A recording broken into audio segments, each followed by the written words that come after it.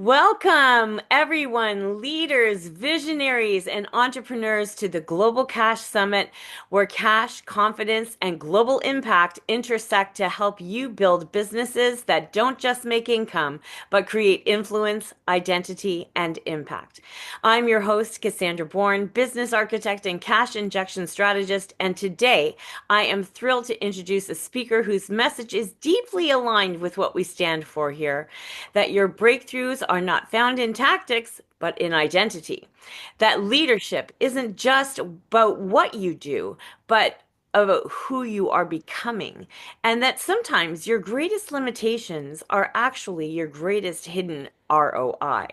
So today we are joined by a grandmaster, a scientist, a TEDx speaker, and a transformational mindset strategist. But beyond all that, he is someone who refused to be defined by an invisible challenge and instead turned it into his greatest superpower. Please welcome Master Raja Vaidya, creator of the MindSHIFT Mastery Method, ROI expert, and what I call the black belt of belief. Raja, I'm so grateful that you're here. What I love most about your work is that you don't just talk about mindset, you teach people how to embody mastery. And you don't talk about Mhm. confidence like it's a personality type.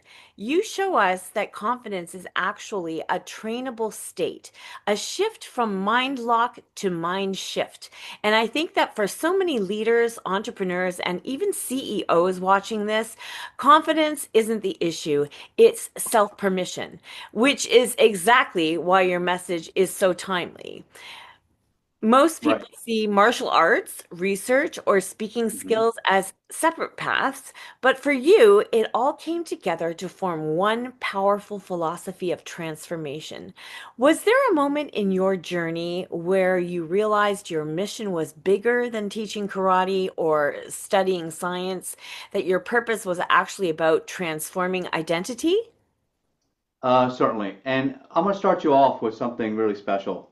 This is the moment, this is the day when I send all my doubts and demons on their way. And in fact, this is the moment. And everyone is faced with a crossroads in their life where they have to decide, are they going to remain the person that they were or become the person that they were meant to be? And that is the hardest first step to take. And for me, that journey really started about 7 years ago. Um, I had just completed a long 9-month project with one of my coworkers, and she presented our work and left my name off the slide deck. And this was after 6 other managers previously in the past 10 years had presented my work. They had acknowledged me, but they got the promotion. I did not. And then this was the last step. It was the last straw that broke the camel's back. My friend, who I believe was my friend, left my name off the slide deck. And I thought, oh, I complained to my manager, complained to their manager, and nothing happened. There was no repercussions for this violation of the Americans with Disabilities Act. And so I decided at that time that I was going to change. I was going to grow. I was going to find some way to move ahead. Now, as a cancer scientist, I always want to heal. I want to help people. So I decided also what my parents taught me to always be a good person. I decided to forgive, but not to forget, and learn how to grow from that. Because I think if we spend too much time in anger, we use that energy in the wrong way. I think we need to find a way to forgive, and if we uplift ourselves, we uplift others along the way. And that journey led me to starting personal development books, reading everything I could devour. And then I started joining Toastmasters and learning how to finally speak with with confidence. And then I became the go-to person. In fact, J&J elected me as their Toastmasters president. And then as part of my capstone project for my coaching leadership pathway, I spearheaded the speaker confidence workshop. So I taught hundreds of employees live in a 2-hour format how to speak with authority, how to gain that executive presence despite having imposter syndrome or any sort of a challenge. Because so many of us limit ourselves because we think we're not enough. But in fact, you are so much more powerful than you realize. Marianne Williamson taught us that you know, our biggest fear is not that we are not powerful. Our biggest fear is that we are more powerful beyond compare. And I'm sure I butchered that quote, but uh, you all get the point. Is that you are more than the sum of your parts, and you are more than what people have told you. Because people want to fit you into a box. And the whole reason why I wrote Unbox Me Today, my next book, is that we get stuck in this box of fear, trapped by our coworkers, our education, our financial situations, even our challenges, our struggles, and the perceptions of others keep us trapped in this box of fear. And it's up to us to break out of that box of fear. And as soon as you do, it's very uncomfortable. But you have to learn to get comfortable in that uncomfortable zone, because that is your growth zone. If you're feeling very comfortable, complacent where you are, you're not growing. Let's be honest. You're not growing. So true. So true. So what you're Whether it's in describing. sports, whether it's in mind shift, too comfortable, people start getting antsy, don't they? Yes, yes. What you're describing really reminds me of how breakthroughs don't come when we know more, Yeah. but when we see things differently. And you call this a shift from mind lock, so Hmm. locked in fear or identity patterns, to mind shift, which is where these possibilities open. And I see this so clearly in business too. People don't have a revenue problem, they have a permission problem. Like they haven't stepped into the upgraded identity needed to receive. So, for someone watching right now who feels Yeah. stuck playing small or maxed out in their current level, what does mind lock look like in real life? That's a great question, Cassandra. And I think about it this way. When I was younger, I hated push-ups. So here's a real life example of how I twisted this on myself. What if the one thing that you really didn't like is actually the one thing you need to grow? I hated doing push-ups, and I'm sure there's a lot of people out there. Raise your hand. Do you hate push-ups? Yeah, probably. Probably like I wasn't the only one. But when I joined karate, one of the black belts used to use that to punish me almost every class because he just wanted to get a rise out of me. So, but I get upset all the time over it. And I said, all right, how can I take away that power from him just smiling and smirking every time he gave me push-ups? And I had to listen because I was a new student. I said, so I twisted on him and said, you know what? Uh, what if I said that I like push-ups? So every time he gave me push-ups, all right, 10 push-ups, Raja. Boom, boom, boom. Thank you, sir. What? I said, yeah, I like push-ups. Thanks a lot. And all of a sudden he looked at me funny. He's like, okay, do 10 more push-ups. All right. Boom, boom, boom. Thank you, sir. And he just like, he was flabbergasted. All of a sudden I'd taken away his power, but also I realized something, and this is part of my like NLP process, is that words become your thoughts become your beliefs become your actions, and your actions transcend to your results. Because I had changed the words of my own mind, I like push-ups, it actually started becoming real. And all of a sudden, then I could do 10 push-ups, then 20, 30, 50, 70. And then at some point I got up to 100 push-ups nonstop. I didn't know I could do that. And every single one of you out there, maybe you don't like public speaking. Tell yourself you do like public speaking. Maybe you don't like going for walks during lunch, even though you know you should. Tell yourself, I do love going for a walk during lunchtime to get in my 10,000 steps every day. Maybe you don't like going for a run every weekend or a few times a week because you have to get in that cardio. Tell yourself, I do love to run. All of a sudden, your words are changing your reality, and that is the first step I can give you advice on. The most practical thing is start changing the words you say to yourself and change that internal self-talk. Because when you change that internal self-talk, what you're telling yourself, like there are people out there that says, "Oh, I don't want to get rich," because they grew up with a financial thermostat of, well, my mother or father, they got a promotion to a job, and then as a result, they started acting really mean to my mother or father, and then we got divorced, and therefore money's bad. Well, that's money's only a tool, but it was the results of what happens, the perceptions of what you thought was the catalyst for the destruction of your family, and now you attribute that and anchor that to that financial thermostat. We can change that by using our words. Hmm. Hmm. Money's just a tool, and I Yeah. can use it any way I see fit. And that's how I we can start changing our lives. I see that all the time with high performing business owners. Even Hmm. when they're successful, they're still locked in that story of their old self. Their Yes. identity hasn't really caught up with their vision. And the shift doesn't start with changing strategy, it begins with changing belief. So, what is the first sign that someone is ready for a mind shift? All right. Great question. I'm going to show you here behind me here.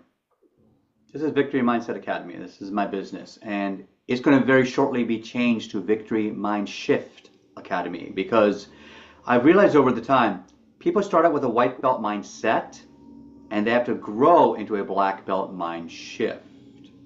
So, hope that answers your question in that a lot of us don't realize we need to grow and we need to continue growing. Whatever job you have, whatever company you're in, whether you work for a corporate Fortune 500 company or whether you own your own business, you must spend 10% of your time growing for yourself. Because no matter what you do, the greatest investment in your life will be in the 6 inches in between your skull right here. Because when you grow your mind, that is something that no one else can take away, no one else can take credit for, no one can steal, and it opens your perceptions to how things are evolving within you, all around you, and those adjacent to you. In fact, as I developed as a speaker, for me the hardest thing to actually believe is that I had to add props and statistics and a slideshow and this and that. And I remember my first year of Toastmasters, and I think this will hit a lot of people out there hard because it hit me, it shook me to my core. When I was about to give my 10th speech, so that was my first completion of my first pathway, my first 10 speeches, my my speaking mentor at the time, her name was Carol Koster, brilliant storyteller, brilliant speaker, and such a nice person. She told me, Raja, I don't know if you even know this, you're always trying to do extra things, extra things. You're always trying to prove like you're good enough. And I don't even think you even realize it. You are enough. You don't need all these extra things. And when she said that, I realized no one had ever said that to me before. No one had ever kind of clarified it that I'm good enough just as I am, that I'm not broken. I'm exactly how God made me. I'm exactly how I should be. And I don't need to prove it to anybody anymore. And when that happened, there was a fundamental shift in the way I saw myself and in the way I believed I could speak or coach or teach or write a book or launch my podcast or anything. And all of a sudden, the world started to open up to me. And there's a great quote by Viktor Frankl. If you haven't read his book, it's a huge, awesome read. Please go get it. It is Man's Search for a Man's Search for for meaning, and he talks about how you have escaping the Nazi death camps.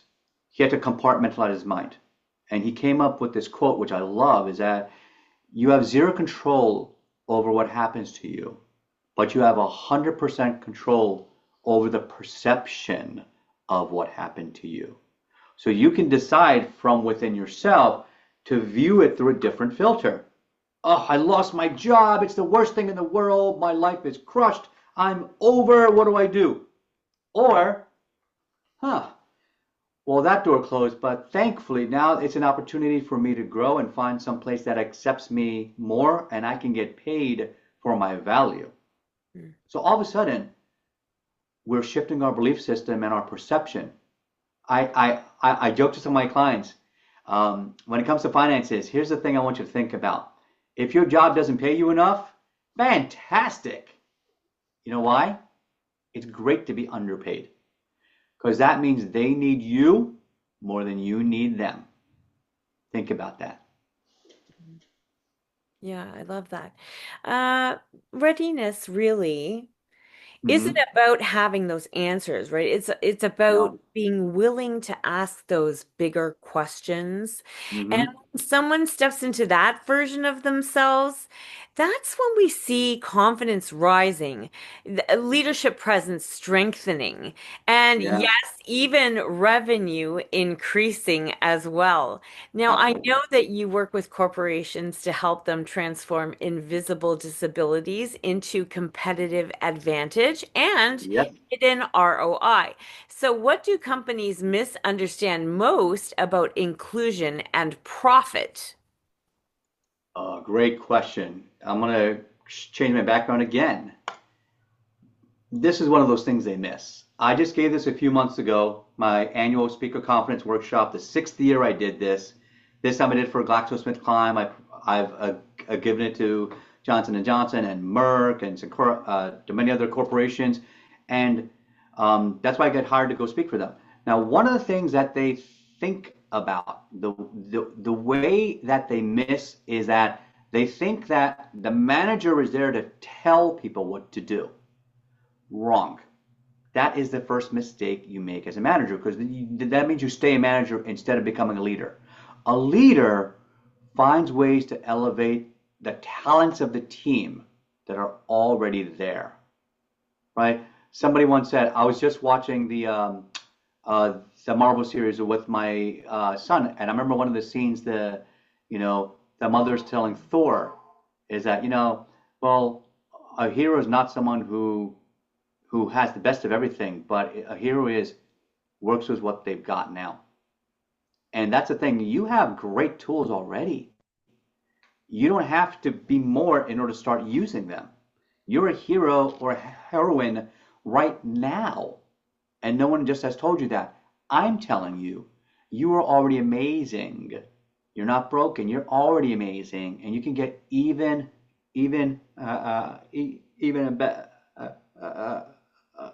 better with just that self belief that you can exalt yourself.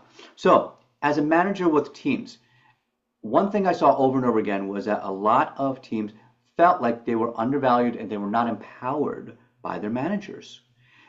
Instead, if I had a manager tell me, ask me, you know, what is your biggest challenge right now? How can I help you? What specifically do you need from me? Those three questions turn you into a leader. And I got to tell you, the difference between the last two people I worked with was night and day. When I left J&J, that senior director didn't want me there. Put me in after 15 years of winning technical awards and merit, and being at the top um, of my field. They wanted to push me out and hire the temp that I trained, who was 20 years younger. So sexual discrimination, age discrimination, it happens. The next manager I worked for at GlaxoSmithKline, and I will tell you my name. Her name is Shelby Rutt, brilliant leader. She was fantastic, and I worked with her. She was so empathetic, super smart, and tried to understand where you're at and tried to help guide you to where you wanted to go next. That is the kind of leader I want to work with. You don't work for them, you work with them. Mm. And that is the shift that you need to make as a leader and a manager. If you're a team leader, if you're a people leader at any company, and even in your own business, are you doing that for your team? Because team culture is not just about, well, I'm the boss and I tell them what to do and they listen. Yes, partially, to a certain degree. But the team culture is more than that. It is about understanding that the team members have different wants and needs. Have you ever asked them, what are their wants and needs? What are their long-term goals? Where do they want to be in 5 years? And help them align with that. And if you have not done that, then you are losing the loyalty of those people. If you have not asked them, how do you want to grow within the company? How do you want to grow as a person? You are losing the talent and productivity of these people. And As every company knows, when you lose productivity, you get a quit and stay mindset, and people just become clock watchers. Well, I did my 9 to 5, I'm out of here. You know, they show up at 9:15 and they leave at 4:30. Well, guess what? You're getting less and less and less productivity out of these people because you have not done your job in empowering them. Mhm. There's another great book, Multipliers by Liz Wiseman. Great read. Talks about the 6 different personality types of managers and leaders. And some are elevating and multiplying leadership styles, and some are diminishing styles. Read and find out what type of leader you are, and you'll start to see, wow, I have some skills, but I know I can do more. And that's where I think that the growth is going to come by understanding there is more that you can do. Mhm, mhm. Yeah, and I also love that because when people feel seen, they do definitely become more productive, they become more innovative, Yes. and more profitable to the organization. So let's bring it back to cash and confidence because that's really the Yes. core theme here at the summit. So, how Certainly. does inner confidence actually translate into business performance, into revenue, and into influence? Certainly. Now, here's what I want to ask about that. Um, have you ever talked to somebody who's making $100,000 a year? Well, or let's say for round numbers, they're making 120 a year. They make 10,000 a month, and they say, "Man, I can't get ahead. I just can't move forward." Well, that's because you have your financial thermostat set at 0. Every month you take in 10K. Every month you spend 10K. Technically, you're broke, yet you're making 6 figures. All right, let's double that. I know a friend who's making well over 400,000, but he's broke because somehow with his business he's spending 22K in rent and labor and keeping the business afloat, and then he's got a huge mansion of a house. Another 20K goes in there. He's divorced. He has to spend a certain amount on alimony. Every month his money comes in, 40 or 50K coming in, and 40, 50K going out. He's broke. He feels like he can't go anywhere. He can barely go on vacation. He can't buy a new car. And I'm thinking, my gosh, what is happening? Well, here's the thing. Somehow along the way, when we were growing up, we were taught, well, you make a certain amount of money and that's what you have to spend. But we were never taught, say if you make $3,000 a month, the average salary in the US is approximately $55,000 a year, right? And so if you're above that median or under that median, it makes no difference. What if you could take 70% of your income and live off of that? If you think about that, that is a way to change your life automatically. You use another 10% to pay off debts, another 10% to give to charities. Yes, I meant that. Give to charities because when you give with an open heart, all of a sudden it just seems you're more fulfilled and good things come to you.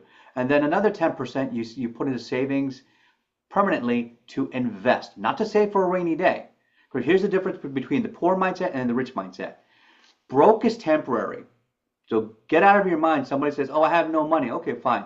Is that because you're temporarily broke or because you have a poor mindset? A poor mindset means that you are stuck in that idea of money in, money out every single month, paycheck to paycheck. If that's the case, you have a poor mindset. But if you can shake that, all right, I'm temporarily broke. How can I start saving more and making more?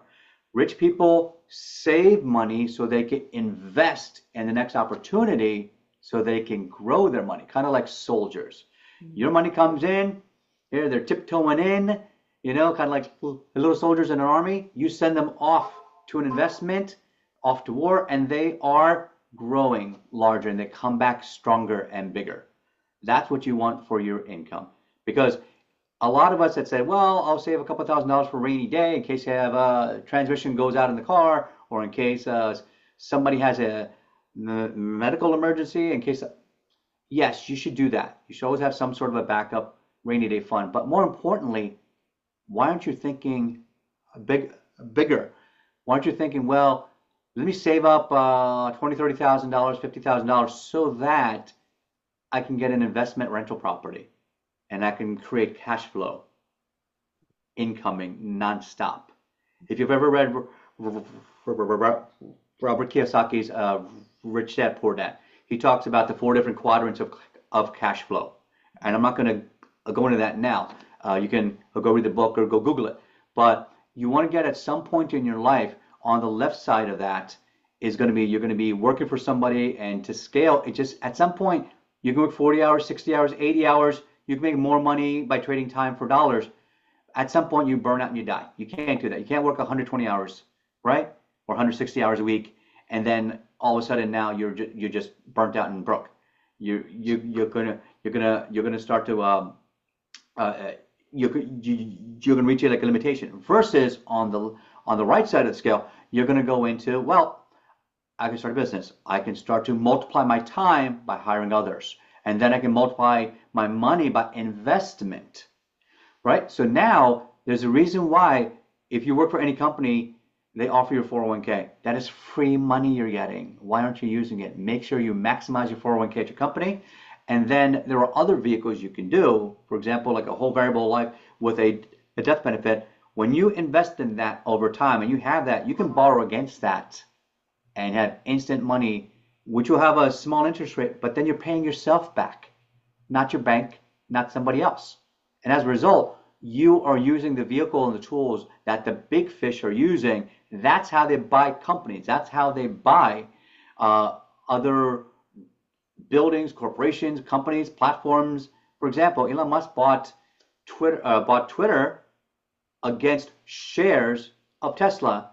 So he didn't actually put money out. He didn't sell his shares, and he got a loan against what he already has, and he didn't have to pay anything. So now he got X, which he converted from Twitter to X, for, what did he pay? What did he pay? He didn't take money out of his pocket. So right now, he bought a multi-billion-dollar company against things that he already had, and he didn't have to put money out. This is how the big fish play. And I want you to expand your mind and think, wow, that is legal. That's perfectly legal to do. And how can we start doing that in our lives? Well, when we start thinking about cash flow, the average seven-figure earner has different ways of seven different streams of income. It's not just one. So that means maybe you have a job, plus you have a side hustle, plus you have something else online that gives you instant cash flow. Maybe you have a book that you sell. Maybe you have a product or a webinar series. Maybe you can build out a SaaS platform. SaaS is software as a service. And by doing that, I'm now selling a AI agent to a company for $500 a month, and they have to sign a 12-month contract in order to have access to that. So you're selling out a license. You now multiplied your time, and it doesn't cost you any more time in your day or life other than you have to sign them up, click, go through half an hour meeting. Now you made an extra $6,000 a year for just sitting around, and the same platform is doing the work for you while you sleep. Right. And so we're not really getting paid for what we know. We're getting paid for the certainty and the conviction with which we deliver it, because confidence really is not a feeling, it's a business asset. That is a Yes, way that we can for expand sure. a larger way forward. So you're teaching one of our VIP only sessions called the Speaker Confidence Workshop, which is Mhm. your free gift for just attending. And I've already seen the responses. It's amazing. It's amazing. So, can you share one of the techniques from that training that instantly elevates someone's presence on camera or on stage? Certainly. And look, this is the slide deck I used at GSK just a few months ago. You can see behind me, these are the 5 things that I talk about, and if you can see there. If you want, you can screenshot that, and we talked about. Let's talk about the first, executive presence. All right. Number one, when you walk into a door, do you walk in hunched over, head down, voice kind of timid, talking like this, barely heard? What if, when you walked in the room, you knew your friends are there? You knew that people are there to support you. You know that you have the vision that they need going in.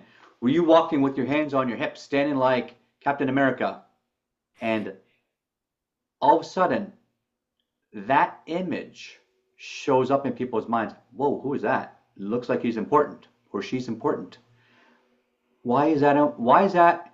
That first impression now is so critical to you coming in and sharing that executive presence. And I'm going to tell you something simple.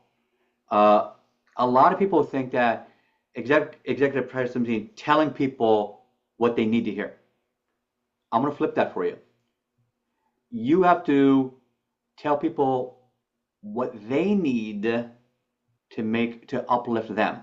So, for example, Cassandra, I walk in a room and I see you and say, "Wow, Cassandra, that is a beautiful sweater. You wear it well." Thank See how she glowed? As soon as you. she did that, she glowed. That was totally unscripted, and I didn't know what she was going to wear today, and I didn't know I was going to say that today. But I can do that to anybody and say, I walk up to like another gentleman and say, "Wow, that's a great tie. You wear it well." What I'm doing is I'm not really complimenting the tie. I'm complimenting the person that chose the tie. See the difference? And so because I do that, where Robert Cialdini talks about the law of reciprocity, I gave them a sincere compliment. Notice, I'm not being fake. I don't like fake people. Anybody that's a hype artist out there, I'm not friends with. All right, because I live by my black belt code, and as a grandmaster, integrity in all things. So when I give a compliment, I mean it sincerely. And everybody who's around me knows that. And those are the people that I like to stay with long term. So when I give a compliment, I tell people honestly, "Wow, that's a great scarf. That really matches your look perfectly." Right? Notice how because she chose it, she thinks I'm complimenting her. I just gave this at choir last night. I saw one of my friends, she had a beautiful scarf on. And someone else, they had this beautiful brooch, or not brooch, a necklace that looked like it was something really technical and fancy, but she just said, "Oh, no, it's just something I got a gift from our friend or mother." I said, "Wow, well, that's really beautiful. I'm glad you wore that today. It reminds me of something from Star Wars. It looks like so technical and beautiful and sort of like that mix of like like art and technology." Right. And she said, "Oh, thank you so much." So now the right way to give a compliment and to connect with the person to create instant rapport and being seen as that executive is that people see you as the person that pays attention to things. Mm. That is the first skill you have to learn. Pay attention. So just like I just did, give a sincere compliment. Because you are paying attention, you will be seen as the expert in the room. Right, right, right. Okay, so if you are watching, listen. If you're struggling with speaking confidence, if your voice shakes, if you're scared to get on camera and speak to people, if your message is powerful, but maybe your delivery is holding you back, you need to register for Raja's Speaker Confidence Workshop. It is included in the Global Cash Summit, and his full life training and Black Belt Mindshift Workshop is only available for VIP ticket holders. And I promise you, this is where the true transformation happens. So, you're offering something very, very special happening after the summit, the Black Belt Mindshift Workshop, not just about confidence, not just about mindset, but about identity liberation. So, who is this workshop for, and what kind of results can they expect? Certainly, great question. And this workshop is for people with cachet, coaches, authors, speakers, and heartfelt entrepreneurs. And truly, what it is anybody that really wants to elevate themselves and be seen more as an authoritative speaker. And take it from the person who didn't have a voice a couple of years ago. I was in such shame about the way I spoke. I used to hide in the lab and give my data to other people, and unfortunately, it held me back in my career, and it should not have, but it did. So now I found my voice. When I go out there up on stage now, I joke around. Hey, God gave me this speech handicap, but also made me this handsome. So as a result, we can laugh about it because I'm not burdened by it anymore. And if I can overcome my fear, so can you. And Right. that's the key. And Yeah. as part of that black belt mind shift, you are going to learn how to evoke confidence in the people that you speak with. You will internalize that self-esteem and boost your black belt presence. Mm. Because when I had to learn how to teach when I got my first black belt rank, I had to get in front of the class of 5-year-olds, and guess what? They have no filter. When they just start scratching their chins and rolling their eyes and looking away because you can't talk right, that tells you right away if you're doing it right or doing it wrong. So it took me a long time to learn how to teach and learn how to speak more effectively, more fluently. And as you can see right now, I'm still not perfect. Guess what? I'm not perfect. You're not perfect. No one's perfect. Guess what? Let's all grow together. That's it. So toss that in the back where it belongs. You don't have to be perfect to be great. No one is perfect out there. And Yeah. so for all of you out there that want to elevate your speaking confidence, this is a great way to do it. That workshop is going to change. We're going to change your health habits. We're going to change your mind shift on money, help you adjust your financial thermostat. We're going to help you to find new ways to grow your bottom line and your top line. And we're going to help you with your communication skills with your coworkers and your family and your friends. Because when you communicate more, people understand you more. There's a certain clarity that comes across. And with clarity comes conviction, Mhm. and you can do it. Yes, when you become that person who owns the room, the room begins to really respond to you differently. When you own yourself and who you are, then you can project that confidence because people will see you differently. And this is an opportunity for people to tap into who they really are, to learn how to own the room, to own themselves. This is going to really help you with your booking, with your promotion, and yes, and even with your revenue. So, Master Raja, thank you for being such a powerful voice at the Global Cash Summit.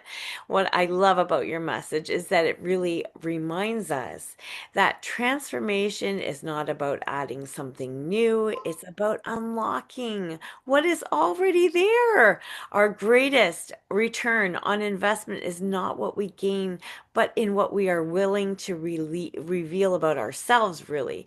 And so, if you love this conversation, here's what's to do next. Download Raja's Speaker Confidence Workshop.